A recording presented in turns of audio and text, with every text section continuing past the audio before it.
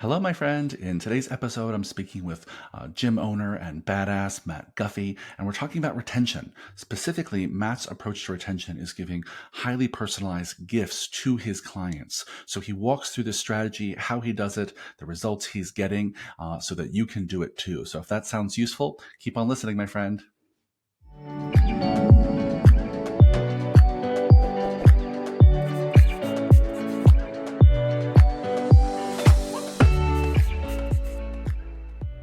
Hello, fitness business nerds. What's up? Welcome to another episode of the Business for Unicorns podcast. And today I'm here with a brand new guest. First time on the podcast. It's Matt Guffey, who's the founder of Victory High Performance in San Jose. And I'm so excited to welcome to the podcast, my friend. Welcome. Thanks. It's so good to have you. How did we connect? How did we find each other in the world? I've been following the Business for Unicorns podcast for now, it seems like several years, since I really started my gym, which was at the beginning of COVID. So this was, I've always been kind of consuming the content that you guys have been putting out, and obviously between you and Mark Fisher and now Pete, I followed Pete, when he was Eric's business partner, and so I have you all to thank in a lot of ways for a lot of the things that I've done, and then I guess we've connected a couple times previously. I had a call with you about the report card, like the owner report card, which was super helpful. And I've been keeping up with that, and every quarter try to awesome. Just move one of those X's over to the side. So, well, it's been so great just to kind of hear little snippets of you growing your business from afar, and the fact that you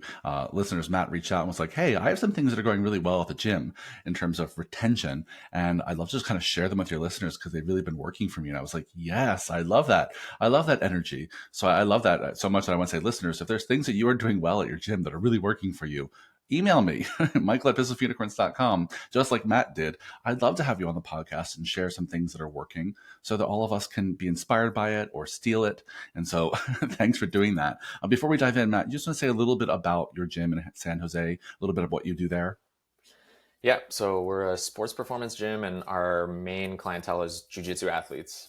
We work primarily with grapplers. That's where I spend most of my time. If I'm not at the gym coaching or at home with my wife, I'm at the academy training. And so those are the people that I really, really love to work with, the ones that I love to help the most. That's not to say we don't have other athletes. We do have other athletes. We just got done talking about kind of when the summer comes, we've got a group of hockey players who comes back for the summer. And so that's always really fun. Amazing. But jiu-jitsu athletes are our main focus. All of our marketing efforts go toward getting more jiu-jitsu athletes in the door. That's amazing. That's amazing. Good for you. And jiu-jitsu has been growing so much in the last 5-10 years. Yeah. And so if there's any other gyms out there looking to connect with other gyms that serve jiu-jitsu athletes, reach out to Matt, go find him, because I think it's great for y'all to share notes. We need more people serving that audience. Well, let's dive in today. The thing that you reached out to me about, what you saying, it was saying that like, hey, I have some really great retention strategies that I've been using to keep people in the gym, and specifically around gifting. And celebrating milestones. So you just talk a little bit about just 10,000 foot. What's this approach that's been working for you in terms of retention? Yeah. So as far as gifting goes, it's we try to give highly personalized, high touch point gifts. And we do it, we can get into kind of who we give to, but more or less it's our culture people, the people who we could coach 1,000 of and never get sick of. And so it serves as not only a great retention tool, but also a great referral tool, because when they use those gifts, they think of us, hopefully in a public setting. And then they start talking about it, and next thing you know, you're a part of the conversation. Yeah. Well said. And I think you were inspired by the book Giftology. Is that right? Which is a great book. I mentioned to you, I don't think I'd read it, but I know enough about it to know that this is really kind of using the principle of reciprocity, right? That when you give people a gift, not only it celebrates them and creates a real milestone in their life, but it celebrates your relationship as well, right? And what they'll do is they'll talk about you more and the impact you and your gym has on them more, which means more referrals, and which means they stay long, which means they make more friends and connections at the gym.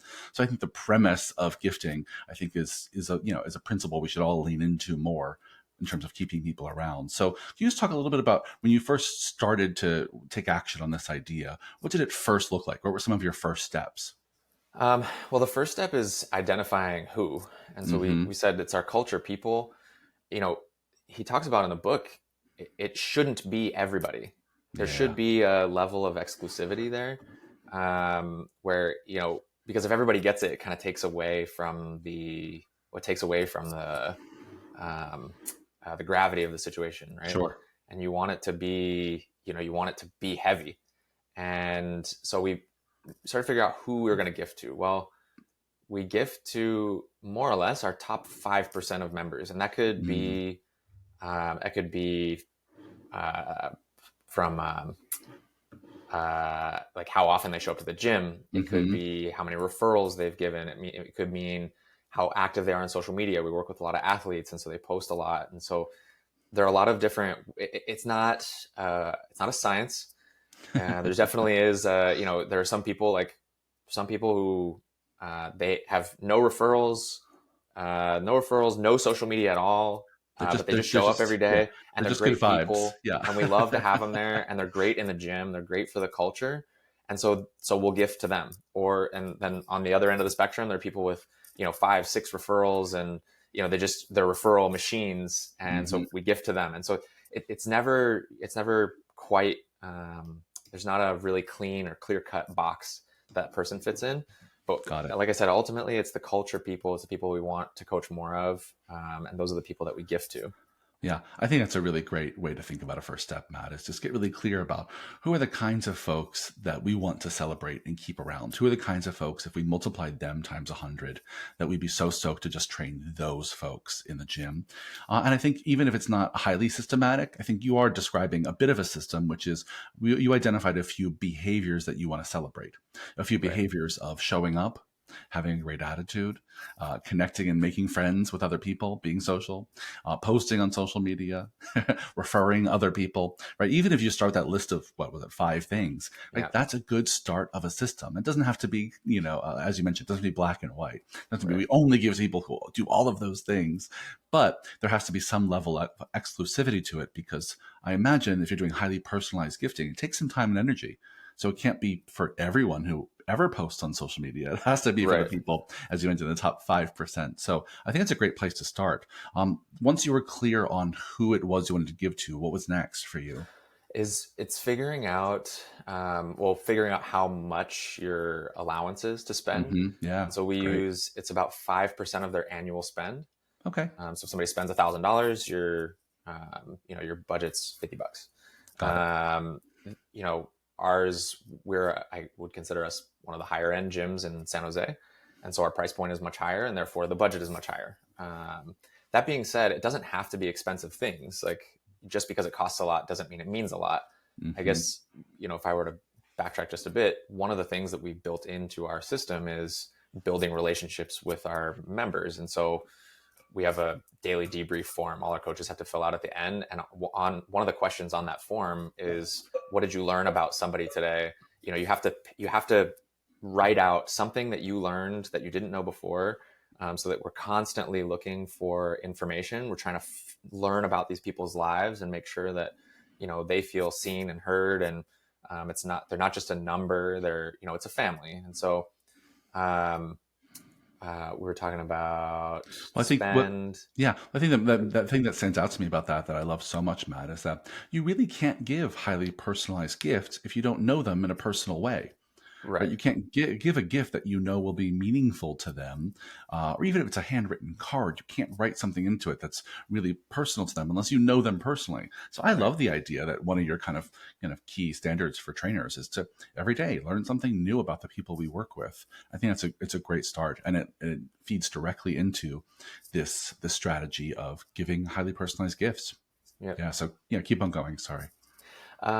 I think, you know, we learn about the people, we figure out who we want to gift to, then we figure out what our allowance is, and then it becomes figuring out what to give, right? Yeah. And so obviously that has a lot to do with them and their lives, and how they spend their time, and we're constantly looking for that information. So um, I guess from there, once we figure out what we want to give, or I should say the way we figure out what we want to give, we've got a few criteria that we go through. The first is we never give consumables.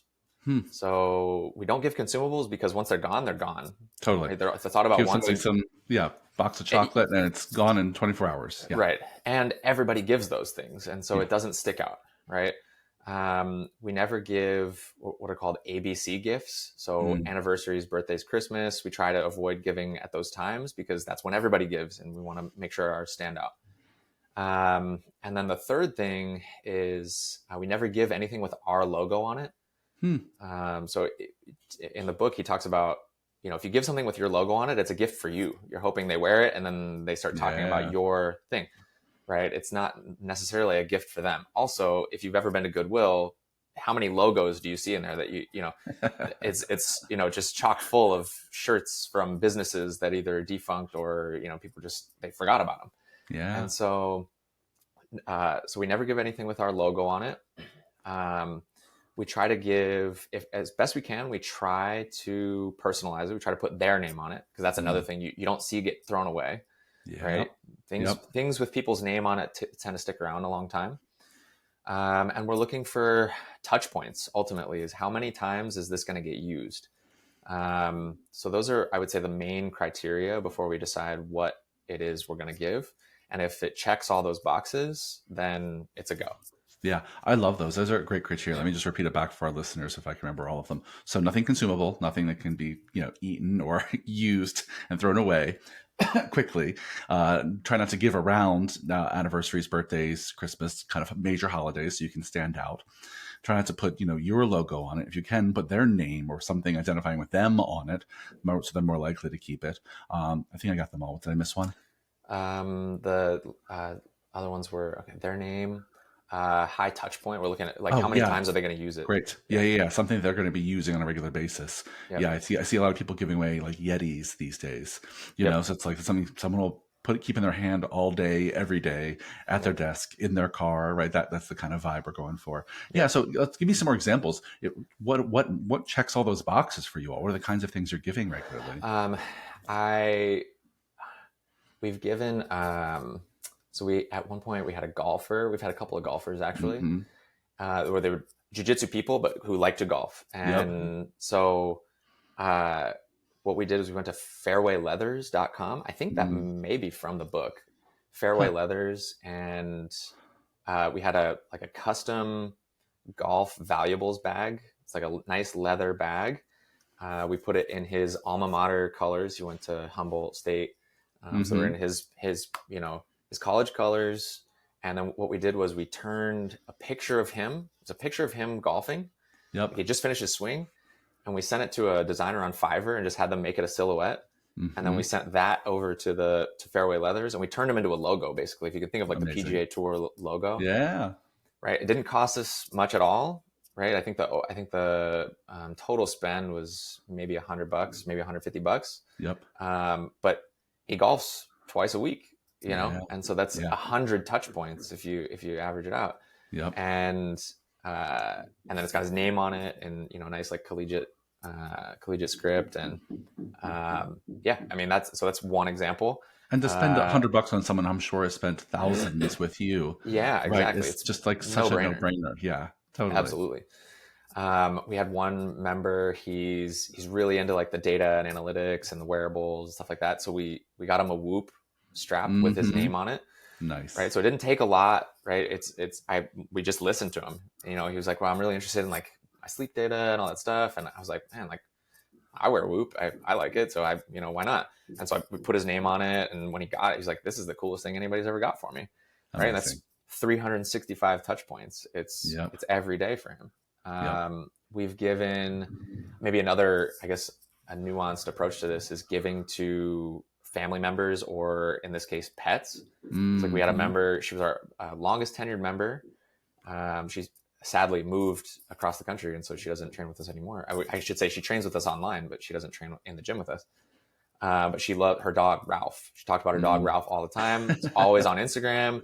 And so we went through BarkBox, which is a subscription dog toy service. Yep. And so we got her a 3-month subscription to BarkBox, And when it showed up at her house, she's like, oh my goodness, like, now every time Ralph plays with a toy, she associates that toy or the joy that she sees with her dog with us. Amazing. Um, we've also done we'll give to like network partners, strategic network partners, give to our coaches actually. So Hmm. you can use this as not just a member retention strategy, but also an employee retention strategy. We want to make sure that they know that we care and we listen to them. And so we did, as one of our coaches, he loves to play on his Xbox. And when he first joined, I had noticed he carried this water bottle around that was Patrick Star pink, and it had Patrick Hmm. Star stickers on it. Like it looked like Patrick Star, his eyes, Yep. and the base was kind of like his shorts. And I was like, it's kind of his own little personal brand. And I was like, man, that's kind of cool. And so I went on. I found you can customize Xbox controllers on Sure. Xbox.com. And so You I can went on. I customize customized one. everything these Yeah, days, effectively. exactly. And so Yeah. it's Patrick Star pink. It has his name on it, and he's the only one who will ever use that, right? Like Yep. it's his controller, and those of you who game know that that's a really personal thing.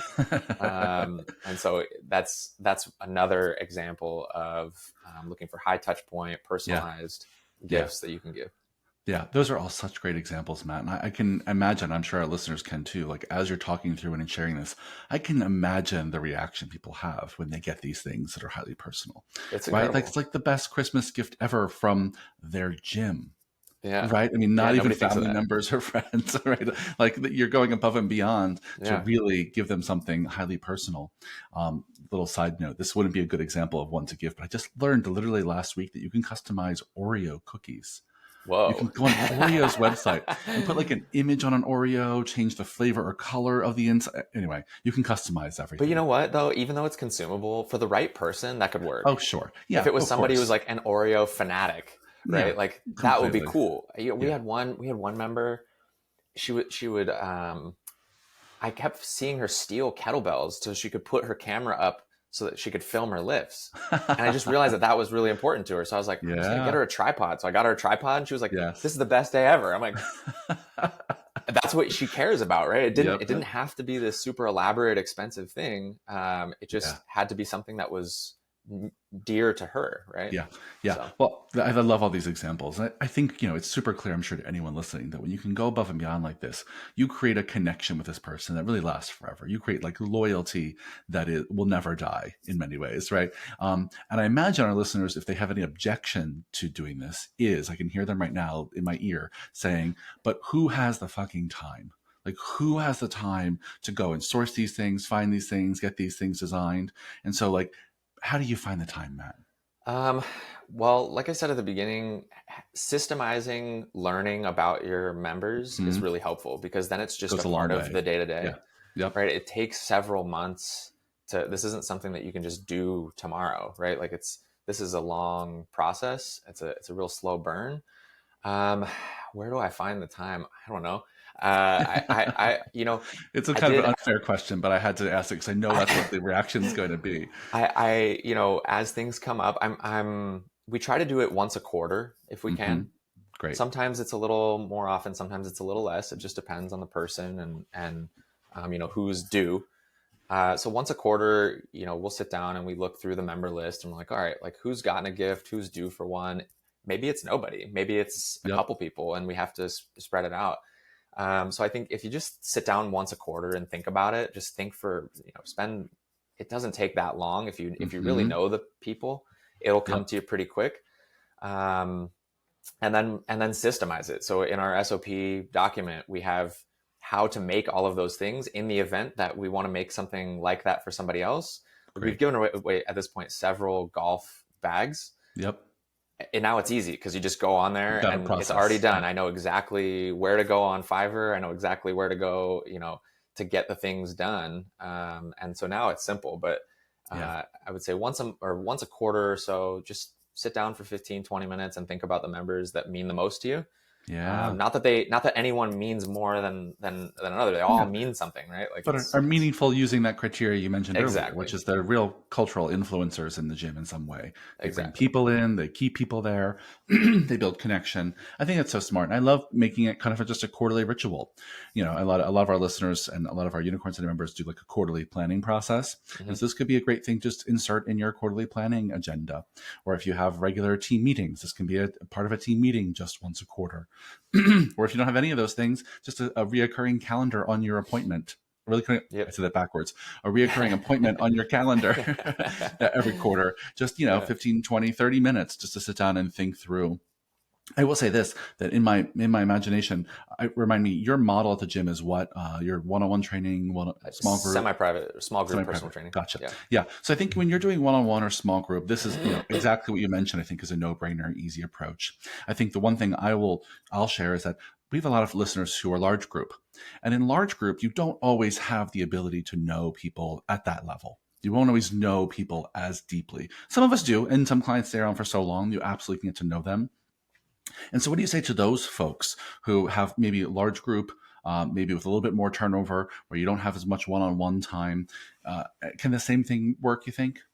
I think so. I mean, it might just take a little bit longer Hmm. to develop. Like, Yeah. it might take longer um, to get to that level with somebody. Hmm. And I think even if it's a large group setting, our goal is always to keep people coming back, right? Because we know we can help them, and so Yep.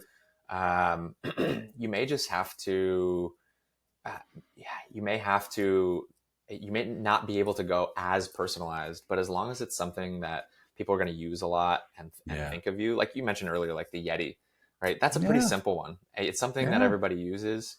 If you can customize it, that's great. Just avoid putting your logo on it, and it Hmm. doesn't take a lot. It just it has to be something that somebody's going to use. Totally. So Totally. Yeah, I love that. I love that. And I think there's some folks who are going to want to put their logo on it. And I think in some cases that's probably fine, but it can't be it can't be the default. It can't be right, every gift you always give is about you with your right, logo on it. But I think once in a while, especially for large group folks, having some high quality items that happen to have your small logo on there, I don't think it's going to be the end of the world, but I think it's a really no, great rule to follow to really yeah, make sure it's personalized. I love that one. yeah. Yeah. All right. Well, anything else people should be considering who are going to try this? Any other like stumbling blocks or things you've recognized? Um, I guess I would say the presentation is one thing Mm, that could use some work. yeah. You obviously don't want to do this in front of everybody else. Yep. You want to make it personal to them. So Yep. the presentation is important. That's something that maybe we didn't talk about, and so I would recommend finding a time and place where it is just you and that client, whether it could be at the end, if they're in your last session of the day and they're the last ones, okay, that might be a good time. Or you might meet them for coffee, or you might, Hmm. some of these I happen to give at jujitsu. We had just got Yep. done training, and so we're feeling good. The endorphins are flowing, and so I kind of just pull them off to the side and be like, "Hey, we wanted to thank you for being such a great member at the gym and being such a great part of the culture, and for helping create the kind of environment that makes people want to stay. And so for that, we decided to do something for you, and here you go." And then I think so. I think the presentation, both the timing and the way you frame it, is really, really important. Yeah, that's beautiful. I'm so glad you added that because I think you're right. It is so important. You don't want to make a big presentation in front of everyone. Some people don't like to be put on the spot, but it also signals to everyone else in the room they didn't get a gift. Right, right. And to make it highly personal and share a little bit of the highly personalized kudos you want to give them is better to do in person, so you can have that real moment of connection. Yeah, I Absolutely. love that. So that's such a great idea. Well, let's wrap it up. I really appreciate you coming and sharing this strategy. It's a topic that I don't think we've covered much on the podcast, and the fact that you're doing it so well and it's working so well for you, I think is great for our listeners to go experiment. So, dear listeners, go experiment. See if you can't, follow Matt's footsteps here and find some highly personalized way to give gifts. I think it's a really smart thing to experiment with. If people want to learn more about you, Matt, or your gym, where can they find them on the interwebs? So my personal Instagram is at matt.jits.hugh. Uh huh. Uh, the gym Instagram is at Victory High Performance. Great. So you can find on my own personal Instagram, there's business stuff, jujitsu stuff. There's I've been making some sketch comedy stuff with one of my buddies. We've been Nice. kind of filming our own little series. So if you're in need of a laugh, there's some stuff there for you. Even if you're not a jujitsu person, I think you'd find it funny. Yeah. Then, like I said, the gym is at victoryhighperformance.com. Great. So yeah, that's where to That's find awesome. us. Yeah, well, listeners, if you want to ask Matt any follow-up questions or dig deeper into this topic, find him on the Instagram. Go DM him, ask those questions. I just want to say thanks for being here, Matt. It was so good chatting with you. Yeah, of So course. I Thanks for having appreciate me. your sharing your insight. Listeners, if you love this podcast, please leave us a 5-star review everywhere you listen to your podcast and email me, michael@businessforunicorns.com. Let me know who you want me to talk to next or what you want me to talk about. Have a great day. Talk to you soon. Thanks again, Matt. Yep. Thanks, Michael.